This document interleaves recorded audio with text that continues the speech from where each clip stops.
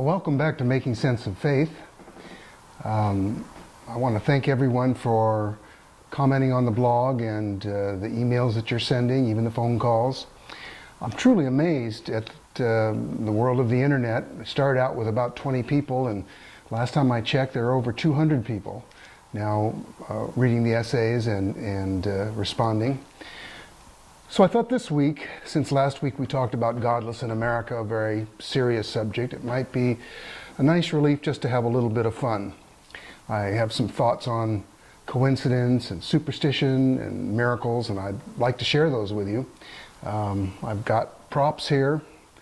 This one you've already seen, and I picked it, Miracle Whip, because truthfully this is about as close as I've ever come to a miracle. I don't even like this stuff. It's not the real deal. You know what I mean? Anyway, so much for that. I have the requisite black cat. And of course, got a horoscope here. There are other things, Ouija boards and tarot cards, things you're familiar with.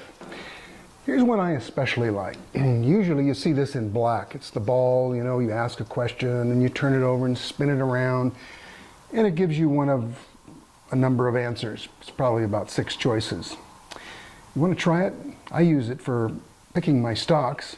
It's just as good as my broker. In fact, it's been better. So if you're thinking about an investment, go ahead and give it a minute's thought. I'll wait, and I'll give you the answer here. All right. It says, don't buy, start your own business. I hope that's good advice. Anyway, there is another item here I want to show you. I found this down the street at an antique store, and I don't know a lot about vampires and werewolves. I know that you're supposed to have a silver bullet if you get a werewolf, but this kit is supposed to have everything I need to get rid of werewolves and vampires. This is a mirror. And I think if one of those creatures looks in here, they don't see themselves, hold it up. And if you don't see yourself in your computer monitor, then, gosh, I don't know what to say to you. And there are some other interesting things in here. Little garlic, of course. And then we have the wooden spike and the mallet. I never liked this, really. I mean, I always felt bad for the vampire. He's sleeping, you come along and bang it in his heart, and it just doesn't seem right. This is one of my favorites here. This is one of the ways we get religion into everything. You hold this up and you point it at the bad guy. You're probably thinking this is Jesus, but to a wolf, this is Caesar Malon, the dog whisperer.